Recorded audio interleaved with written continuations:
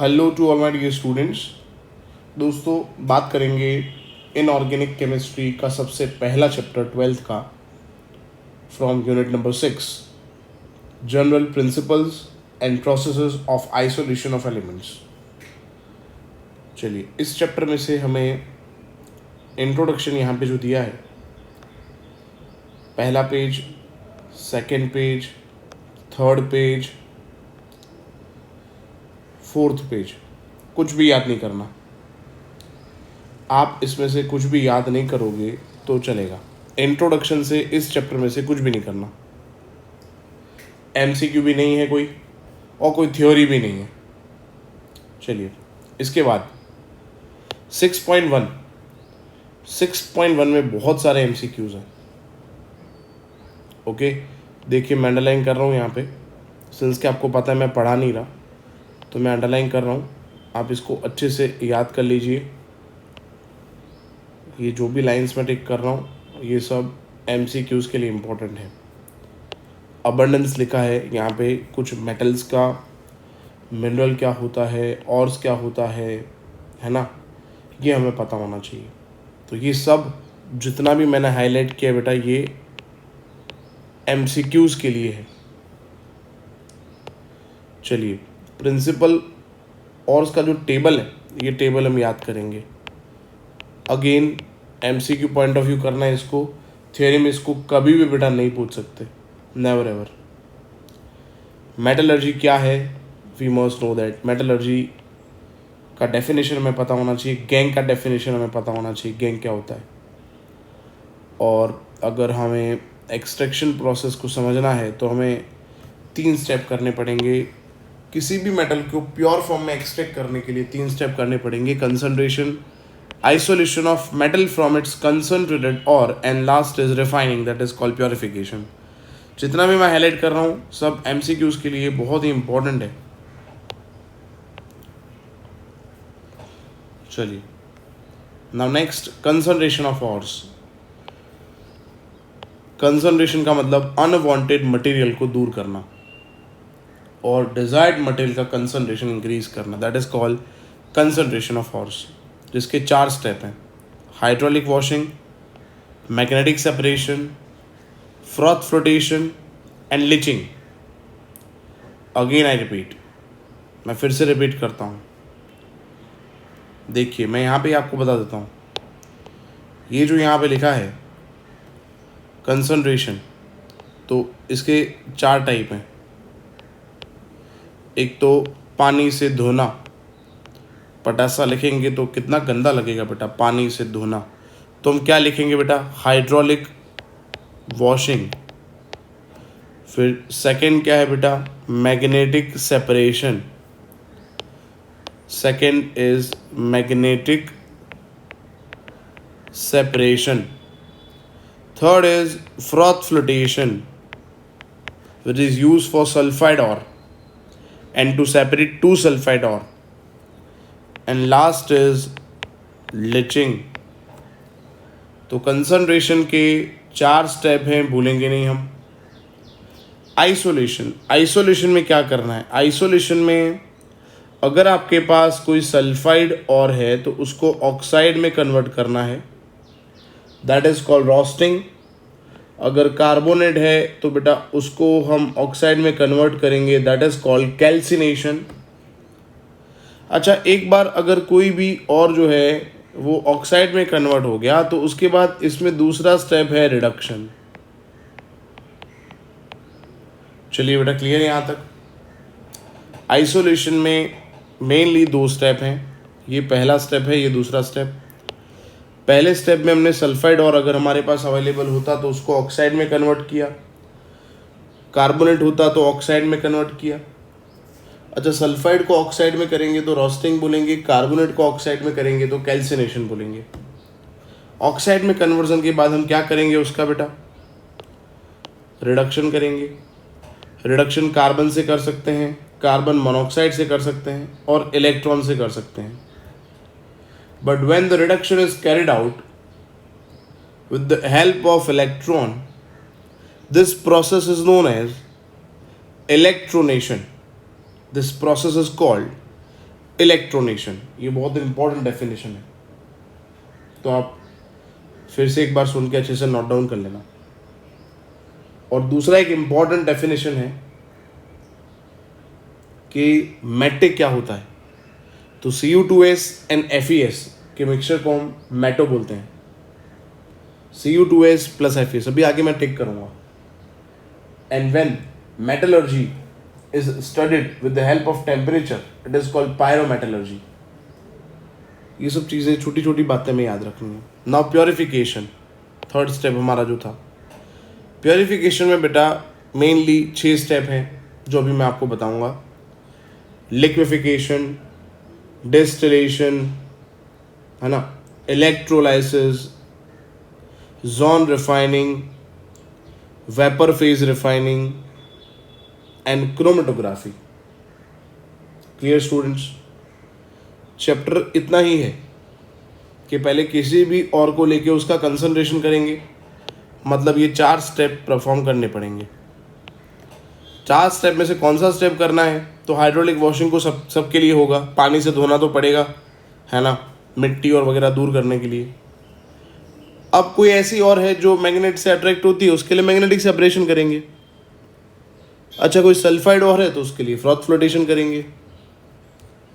Gold है, silver है तो उसके लिए लिचिंग करेंगे। क्लियर हुआ? ये करने के बाद सल्फाइड और को ऑक्साइड में कन्वर्ट करेंगे या फिर कार्बोनेट को ऑक्साइड में कन्वर्ट करेंगे। अच्छा, ऑक्साइड में कन्वर्ट होने के बाद उसका रिडक्शन करेंगे। अच्छा, रिडक्शन के बाद प्योरिफिकेशन करेंगे। प्योरिफिकेशन में 6 स्टेप मैंने आपको बताए। क्लियर हुआ? तो मेन चैप्टर इसी कंसेप्ट पे बेस्ड है। तो ये सब बहुत इंपॉर्टेंट चीज़ें थी, मैंने आपको बता दी। आई होप आपको क्लियर हो गया होगा ना। हाइड्रोलिक वॉशिंग कभी नहीं पूछेंगे आपको थियोरी में, MCQs है ये मोस्ट IMP थियोरी है। मैग्नेटिक सेपरेशन प्रिंसिपल अच्छे से याद रखना है, फिगर अच्छे से बनाना है बेटा, और ये जितने भी स्टेटमेंट्स हैं ट्राई करो कि आप इसको कॉपी कर सको सेम टू सेम। यहाँ से लेके यहाँ तक आपको लिखना है बेटा, यहाँ से लेके यहाँ तक लिखना है। क्लियर बेटा? चलो, फ्रॉथ फ्लोटेशन आपने पढ़ा ही होगा, यहाँ से लेके यहाँ तक आपको लिखना है, फिगर भी ड्रॉ करना है। अगर आपने कोई और बुक से पढ़ा है तो भी ठीक है, देयर इज़ नो इशू, है ना। आपने कोई डाइस से पढ़ा है, आपके स्कूल में ट्यूशन में कोई मटेरियल प्रोवाइड किया था उसमें से पढ़ा है तो भी चलेगा। ये भी मोस्ट IMP थियरी है इस चैप्टर में से। चलिए बेटा आगे बढ़ते हैं। Lynching next. लिचिंग में पूरा लिचिंग जो यहाँ पे बॉक्साइट, जो lynching of aluminium from bauxite, है ना, ये याद करना है। जितने भी लाइन में यहाँ पे हाईलाइट कर रहा हूँ वैसे पूरा कंटेंट मैंने हाईलाइट कर दिया है, पर हर एक चीज़ इंपॉर्टेंट है तो इसको हम स्किप नहीं कर सकते। We can't afford to skip all this. तो ये लिचिंग हमें याद करना है, ये भी इम्पॉर्टेंट थियरी है। क्लियर बेटा? चलो आगे बढ़ते हैं। इंडेक्स क्वेश्चन नहीं करोगे चलेगा। अच्छा, ये पूरा टॉपिक जो है extraction of crude metal from concentrated और MCQs, पूरा टॉपिक MCQ के लिए है। कन्वर्जन टू ऑक्साइड, फिर अभी मैंने आपको बताया था रोस्टिंग, कैल्सिनेशन क्या होता है। Cu2s FeS के मिक्सचर को मेटे बोलते हैं, ये स्लैग का फॉर्मूला है। SO2 यूज कहाँ होता है, ये जो प्रोड्यूस हुआ वो आपको याद रखना है। पर ये सब MCQ के लिए याद करना है, अगेन इसको थियरी में नहीं पूछते। अच्छा, रिडक्शन कैसे होता है तो मैंने आपको 3 तरीके बताए। कार्बन से हो सकता है, कार्बन मोनोऑक्साइड से हो सकता है, इलेक्ट्रॉन से भी रिडक्शन हो सकता है। थर्मोडायनेमिक प्रिंसिपल पूरा MCQ, ये क्वेश्चन याद करेंगे। फर्स्ट सेकंड कंडीशन जो है और एलिंगम डायग्राम को अच्छे से आपको समझना है, इसमें से MCQs बनते हैं। ये जो लाइन्स यहाँ पे आप देख रहे हो आपके स्क्रीन के सामने, ये जो डायग्राम देख रहे हो, ग्राफ देख रहे हो, ये अच्छे से हमें याद करना पड़ेगा। There is no other way. इसको अच्छे से समझ लेना आप और इसके क्वेश्चन सॉल्व करना। MCQ में कभी कभी पूछते हैं इसको। 6.1, 6.2, 6.3 आप समझ लेना, इम्पॉर्टेंट है, पर अगेन फॉर MCQ। चलिए now application, extraction of ion from its oxide. Oxide में से एक्सट्रैक्शन करना है तो क्या करना पड़ेगा, ऑक्साइड अगर हमारे पास है कार्बोनेट या सल्फाइड को हमने ऑक्साइड में कन्वर्ट कर दिया तो उसके बाद हम रिडक्शन करते हैं। तो ये एमसीक्यू के लिए याद करेंगे, ये बहुत ही इंपॉर्टेंट है। 500 to 800 केल्विन में ब्लास्ट फर्नेस में जो इक्वेशन होते हैं वो 900 to 1500 and burning of coke, ये theory plus MCQs, don't miss this, इसको मिस नहीं कर सकते बेटा। बाकी पूरा थ्योरी स्किप कर दोगे तो 100% चलेगा। कास्ट आयन पिग आयन क्या होता है, अंदर कितना कार्बन होता है, व्रॉट आयन क्या होता है, उसमें कितना कार्बन होता है, उसका इक्वेशन क्या है, यूज़ कहाँ होता है, कौन से इम्प्योरिटीज़ होते हैं। तो यहाँ से लेके यहाँ तक एमसीक्यूज फ्रिक्वेंटली बनते हैं बोर्ड के पेपर में, मिस नहीं कर सकते हो आप। Extraction of copper from cuprous oxide, MCQ, इसमें मेटे अभी हमने याद किया, स्लैग अभी हमने याद किया था, बाकी एक बार रीड कर लोगे आप, एमसीक्यूज के लिए पढ़ना है इसको। ब्लिस्टर कॉपर क्या है याद कर लेंगे एमसीक्यू के लिए। जिंक को कैसे हम यहाँ पे रिडक्शन कर सकते हैं उसका, जिंक ऑक्साइड का, वो याद कर लेंगे इक्वेशन। चलिए बेटा, ये इक्वेशन याद करेंगे जो हमने इलेक्ट्रोकेमिस्ट्री में पढ़ा था। एल्यूमिनियम कैसे एक्सट्रैक्ट होता है, हॉल हेराल्ड प्रोसेस, आगे हमने लिचिंग में पढ़ा था हाफ प्रोसेस, दूसरा हाफ प्रोसेस यहाँ पे दिया है। यहाँ से लेके यहाँ तक हम याद करेंगे इसको, ये एमसीक्यूज में पूछते हैं। नेक्स्ट, ये आप नहीं करोगे topic, copper from low grade ores and scraps, ये तो चलेगा। ऑक्सीडेशन रिडक्शन ये टॉपिक नहीं करोगे तो भी चलेगा, ज़रूरत नहीं है। रिफाइनिंग, जैसे मैंने आपको बताया था 6 स्टेप हैं, इसमें से डिस्टिलेशन का प्रिंसिपल याद करना है एमसीक्यू के लिए, लिक्विडेशन का प्रिंसिपल याद करना है फॉर एमसीक्यू, रिफाइनिंग किसका हो सकता है उसके एग्जांपल याद करेंगे हम, है ना। ये मोस्ट टाइम भी थियरी है चैप्टर का, जोन रिफाइनिंग मोस्ट टाइम भी विद फिगर पूरा लिखना है यहाँ से लेके यहाँ तक। मोस्ट टाइम भी थियरी चैप्टर का वेपर फेज रिफाइनिंग, इसमें 2 हैं, एक तो Mond process and van Arkel process.